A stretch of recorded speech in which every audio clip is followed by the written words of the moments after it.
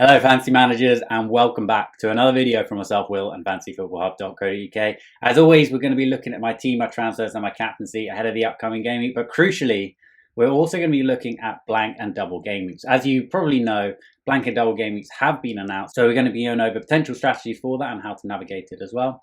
Let's get into it.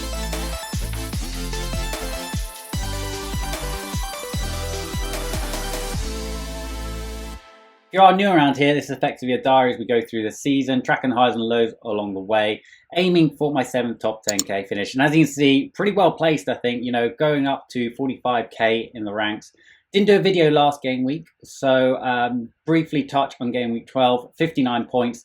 The same as I got in game week 13, so yeah, pretty happy with 59 points. In game week 12, it got me a small red arrow. In game week 13, it got me a nice green arrow. Went from 86k to 45k, so into the top 50k for the first time this season. Pretty well placed.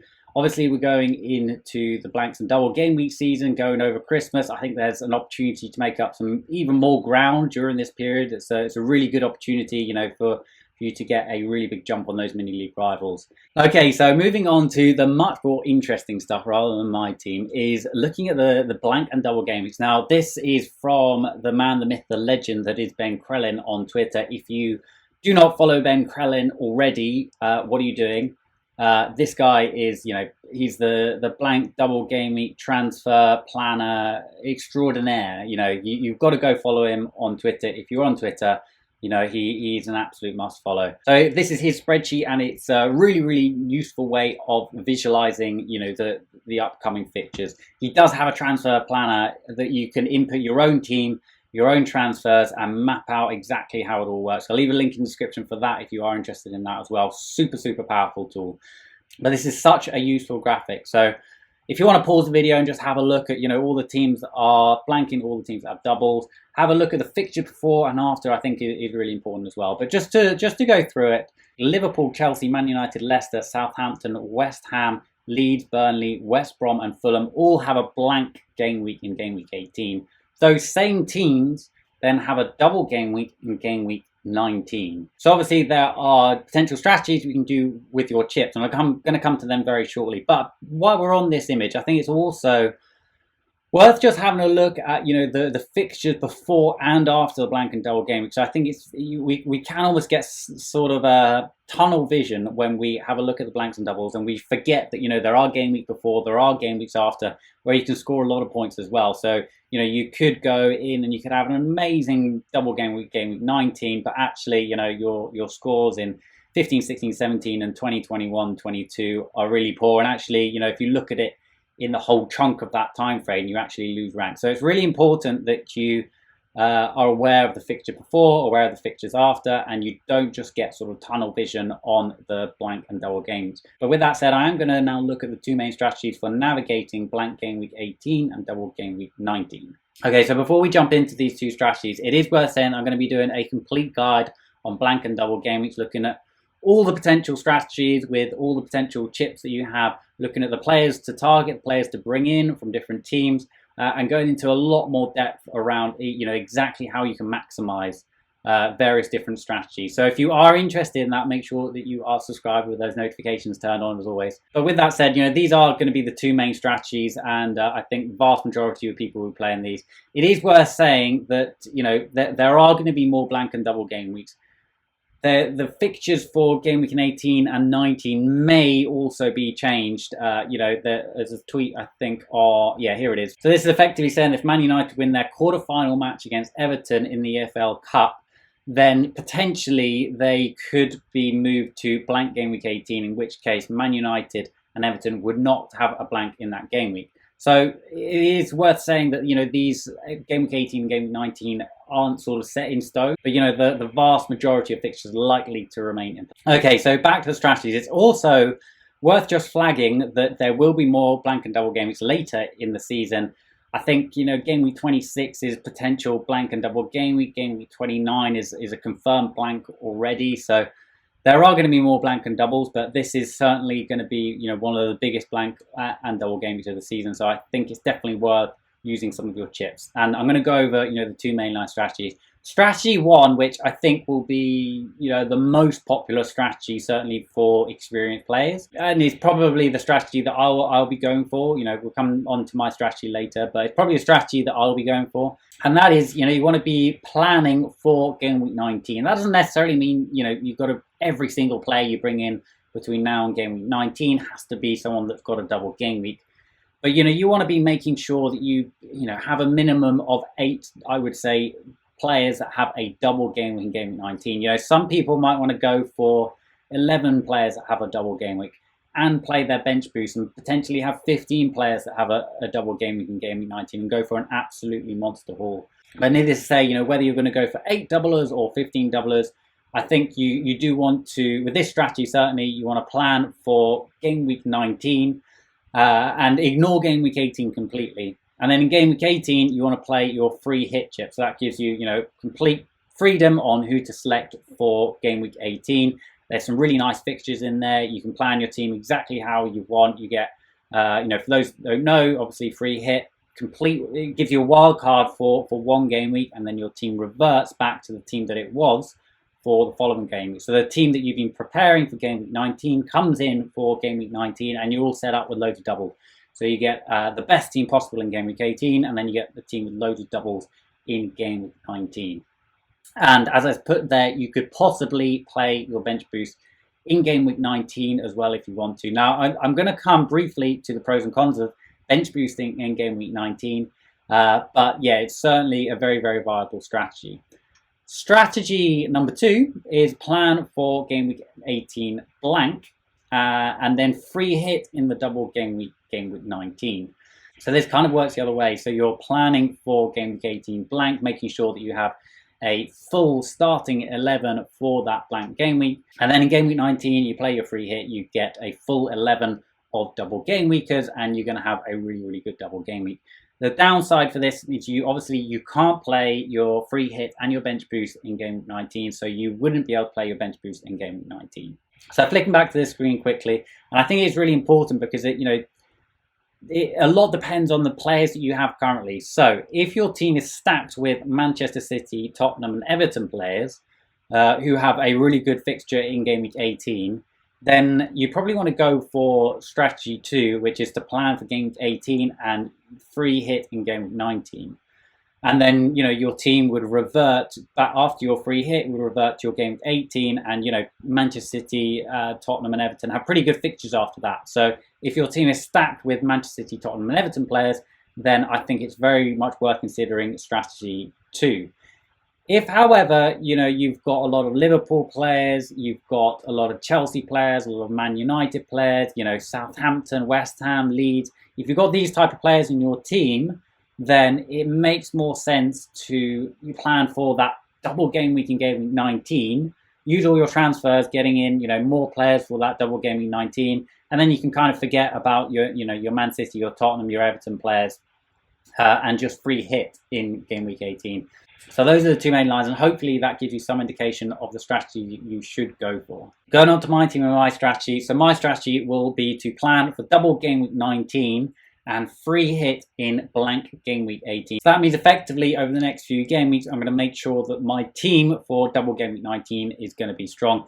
And as you can see, it is actually already fairly well set up. Chilwell, Dallas, Robertson, Salah, Fernandes, Bamford and Vardy. That's 7 players already that I would have for double game week 19. I've also got 2 transfers in the bank. So even if it was next game week, I would be able to get 9 players out for double game week 19. So I'm fairly well set up, and I think that leaves me in a position where, potentially I can make transfers for players like, potentially Manchester City and Spurs, who don't have a double in double game week 19, but, have good fixtures prior to then. So the big question for me in my situation is whether I play a bench boost in double game week 19. So I think there are a few different pros and cons to this. It is a big double game week. There are a hell of a lot of teams that you can select from. There are a lot of good budget teams, the likes of Southampton, West Ham, etc., etc. And it also removes the need to play it later in the season, which I do think is important. The bench boost as a chip, I think, is probably the strongest one out of, free hit, triple captain, and bench boost. But it's also the most awkward one because it means having money on your bench, which I don't like to do. You know, I don't like to have a lot of money stuck on your bench. I think that money could be used a lot more effectively in your first 11. So I don't like having a hefty bench. And that brings me on to the downside of playing your bench boost in Double Gameweek 19. Certainly for my team, and that is that it locks in transfers on low value players. As I mentioned, getting rid of the likes of Button and Mitchell and Brewster, and spending transfers on that, it just doesn't seem particularly appealing to me. I wouldn't be able to go for the likes of Kane, who have a really nice fixtures in against Leeds and Fulham, I think, from game week 16. And of course, I might not be able to afford the likes of Kane because I'm spending more money on my bench. I've got less money for my starting 11. So I think that's a really, really important one. So the other important thing there is your team value later in the season is going to be higher. So at the moment, my team value is 104 million, which is pretty good at this stage of the season. I'm very happy with that. Later in this season, it's probably going to be around 107 million. So, that's an extra 3 million. And, when you've got that extra 3 million, you can afford to spend, 1 or 2 million extra on your bench and have a strong bench. And that's often where, I like to play the bench boost. The other thing that I don't have on here is obviously you're spending transfers and getting those players out of your team after the double game week. Because, I won't want a bench which is super expensive. That's not how I like to play the game. So, following Double Game Week 19, then you're spending more transfers on these low-value players, which obviously I don't want to be doing. Or you can play wildcard. And again, the second wildcard, I want to try and hang on to that for as long as possible and actually use it for the blank and double game weeks that are going to come later in the season. One thing that I do think is worth flagging, though, if you have your first wildcard still intact, then I think it's, a bit of a no-brainer to go for your bench boost in Double Game Week 19. You can play it, over the next couple of game weeks, get all those players that are going to have a double in Game Week 19, and just set yourself up well for that bench. Okay, before we move on to my team of transfers and my captain for the upcoming game week, it is worth just saying that Ben Crellin has an incredible planner. It allows you to plan your transfers in and out of your team. Really, really good way of visualizing your strategy for the blanks and doubles. Incredibly popular sheet that it's a Google sheet, so you're able to map your transfers in and out. It tracks price changes automatically. Very clever piece of kit. Highly recommend it for blank and double game week period. It's actually good throughout the whole season. Just a really nice way of visualizing your team and mapping out your future transfers. So if you are a Fantasy Football Hub subscriber, this is a completely free resource. If you're not a Fantasy Football Hub subscriber, you can join thousands and thousands of Fantasy Football Hub members and gain access to this sheet plus a whole load of other resources. Now is a really good time to do it. I'll leave a link in the description for a cheeky discount on that if you are interested. Okay, so a lot covered there, but in terms of the upcoming game, we got the captaincy on Salah. I can't really see it moving off him. He's been in great form. I think that there's an argument to go for Fernandes and an argument to go for De Bruyne, but I think Salah, Crystal Palace away, I think that's a nice fixture, so I'm happy to give him the armband this game week. So I've got 2 free transfers. I'm not actually sure what I want to do at this stage. I think the team is fairly well set up. The players that I'm looking to get rid of are Vardy, Grealish and Mitchell. So I want to bolster my defence. At the moment playing 4-4-2, but I would like to be playing 4-4-2 and have either Dallas or Lamptey as my first bench option. So that's kind of what I want to aim towards, and I potentially could do it this game week. I'm looking at Grealish down to Souček.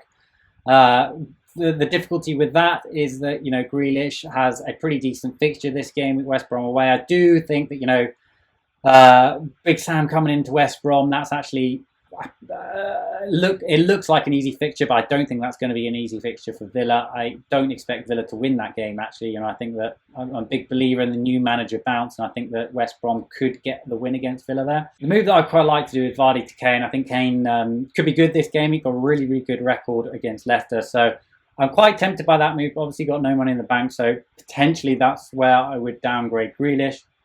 As I said, I also want to upgrade Mitchell. I'm looking at, one of the Chelsea boys, potentially Reece James, potentially Zuma. I also like the look of Diaz. Those are the 3 that I would like to get. And obviously, Chelsea boys, those got the double. So, they would be good for the double game week. But, Manchester City have really good fixtures before and after the double, and they've got a good fixture, a single game week fixture in the double. So I've certainly not ruled out Diaz either. Obviously, you know, he's got the own goal last game, but he's extremely unlucky to get that own goal. And Man City defenses look pretty, you know, rock solid.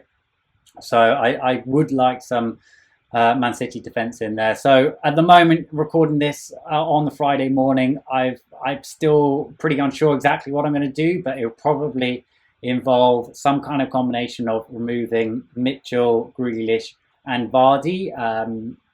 Obviously, I probably won't be taking a hit, but I'll probably be using 2 transfers to, you know, get in. I've also looked at Danny Ings. You know, I could do Vardy to Ings, and then I could upgrade Mitchell to Reece James.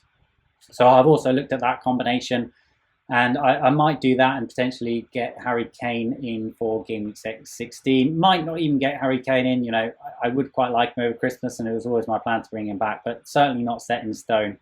So hopefully that gives you some indication. As you can tell, I'm very much not set to my transfers. I am pretty happy with my team as a whole, though. You know, I think it's in a good place. You know, I'm happy with the formation. Happy, you know, with those 3 big hitters in midfield. Obviously not doing the business last game week, but, you know, I think they've all got good fixtures. They all look probably the best fancy picks in the game. Obviously getting rid of Son a couple of game weeks ago has hurt a little bit, but, you know, I brought in Salah, so I haven't lost a huge amount on that. Okay, I'm going to end the video there because I try and keep these videos fairly short and realise that I've been rambling on a fair bit. But yeah, if you want to see my final moves, I will reveal those on Twitter at FFH_Will. If this video has helped you, then please do drop it a like and subscribe to the channel as well if you are not already. But otherwise, good luck for the upcoming game week, and I'll see you on the other side. Bye for now.